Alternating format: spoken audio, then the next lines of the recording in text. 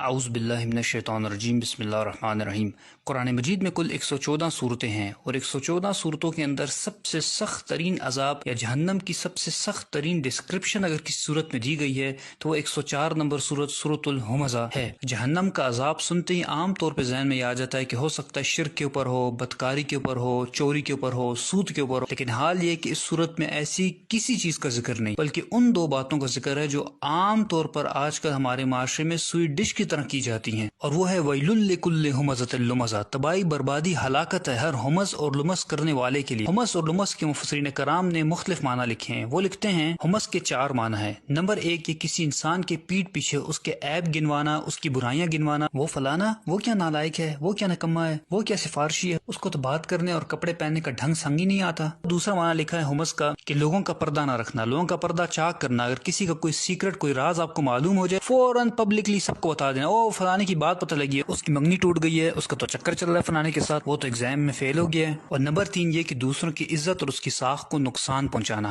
اگر کسی محفل میں کسی کی تعریف ہو رہی ہو تو فوراً سے اس شخص کی کوئی ایسی برائی بیان کر دینا جس سے اس کا امپریشن اس محفل کے اندر خراب ہو جائے۔ یعنی اگر لوگوں کے دلوں میں اس انسان کے لیے محبت ہو، عزت ہو، تو صرف حسد کی بنیاد پر کہ لوگ میری تعریف کیوں نہیں کرے، میرے بچوں کی تعریف کیوں نہیں کرے، اس انسان کی مخالفت شروع کر دینا اور جھوٹی سچی لگا کر لوگوں کے دل اس سے برے کر دینا۔ علامہ آلوسی رحمۃ اللہ لکھتے ہیں کہ جس وقت یہ 3 کام ہوں گے تو اس کا رزلٹ وہ چوتھا کام نکلے گا، اور وہ چوتھا کام کیا ہے؟ الکسر، یعنی توڑنا۔ ان تینوں کاموں کا نتیجہ یہ نکلے گا کہ پھر بعض اوقات رشتہ داری ٹوٹ جائے گی۔ جب آپ ایک انسان کی ہر وقت عیب بیان کریں گے، اس کی کسی برائی پہ پردہ نہیں رکھیں گے، لوگوں کے سامنے ہر وقت اس کا امپریشن خراب کریں گے، تو اس کا خود بخود رزلٹ یہ نکلے گا کہ وہ انسان آپ سے اٹھنا بیٹھنا چھوڑ دے گا اور اس کا سارا گناہ آپ کے اوپر آئے گا۔ چنانچہ رسول اللہ صلی اللہ علیہ وسلم نے ایسے لوگوں کے بارے میں ارشاد فرمایا، مسلم احمد کے اندر حدیث شریف ہے، شرار و عباد اللہ کی مخلوق میں سب سے بدترین انسان کون ہے؟ المشاؤون بالنمیمہ، جو لوگوں کی پیٹ پیچھے ان کی برائیاں بیان کرتے ہیں، ان کی چغلیاں کرتے ہیں، والمفرقون بین الاحبہ، اور آپس میں محبت کرنے والوں کے درمیان نفرتیں پیدا کرتے ہیں، ان کے دلوں کو برے کرتے ہیں ایک دوسرے سے برائیاں کر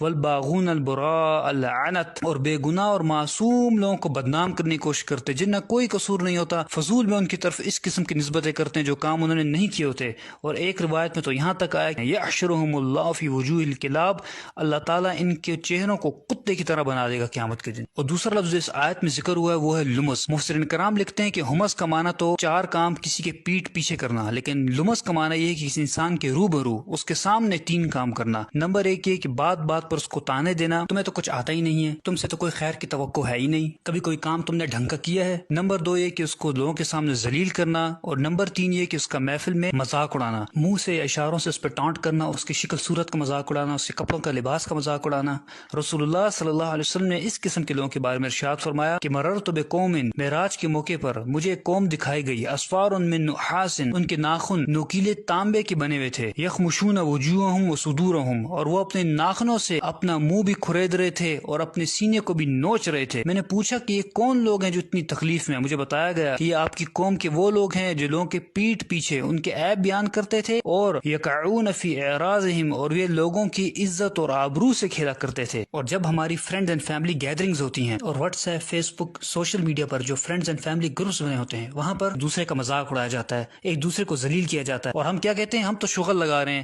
ہم تو کٹ لگا رہے ہیں، لیکن ہمیں اس بات کا بالکل احساس نہیں ہوتا کہ ہم کس طریقے سے ایک انسان کا دل دکھا رہے ہیں، اس کی دل ازاری کر رہے ہیں، اس کا مذاق اڑا رہے ہیں، اس کو ذلیل کر رہے ہیں محفل میں، اور جانتے ہیں کہ اگر آپ ایسا کر رہے ہیں تو آپ کا انجام کیا ہوگا۔ ایسے لوگوں کے بارے میں رسول اللہ صلی اللہ علیہ وسلم نے ارشاد فرمایا کہ ان لوگوں کو جہنم کی ایک وادی میں ڈالا جائے گا جس وادی کا نام ویل ہے، ویل واد فی جہنم، یہ جہنم کی ایک وادی ہے، تعوذ منہ جہنم، اور یہ اتنی خطرناک اور گرم ترین وادی ہے کہ خود جہنم اس سے پناہ مانگتی ہے، کل یوم 70 مرہ، 70 دفعہ جہنم خود پناہ مانگتی ہے اس وادی سے کہ یا اللہ مجھے اس سے پناہ میں رکھ۔ ایسے لوگوں کو اس وادی میں اللہ تعالیٰ ڈالے گا۔ اور امام راضی رحمۃ اللہ لکھتے ہیں کہ یہاں جو ذکر ہوا ہے ویل کا، یہ ویل بیسکلی کیا ہے؟ یہ بدوائیہ کلمات ہیں، اور یہ کس کی طرف سے ہیں؟ جب آپ کسی انسان کی عزت ساخت کو نقصان پہنچاتے ہیں، اس کا مذاق اڑاتے ہیں، تو جو اس کی دل آزاری ہوتی ہے اور وہ جو دل سے بدوا نکلتی ہے، یہاں اس کا ذکر ہے۔ دوسرا معنی وہ لکھتے ہیں کہ یہاں ویل سے مراد ہے کہ اللہ تعالیٰ آپ کو بدوا دے رہے ہیں، آپ یہ کام کر رہے ہیں، ویل لکل ہمزۃ لمزہ، آپ سوچ لیں کہ اللہ تعالیٰ فرما رہا ہے کہ تو تباہ برباد ہو جا، تو اس قسم کے کام کرتا ہے، تو ایسے انسان کو کیا دنیا میں ملنے والا ہے اور کیا آخرت میں ملنے والا ہے۔ اور اب یہاں اس نفسیات کو بھی سمجھ لیجئے کہ یہ کام کر کرتے کون لوگ ہیں؟ تو اس آیت میں آگے اللہ تعالیٰ نے فرما دیا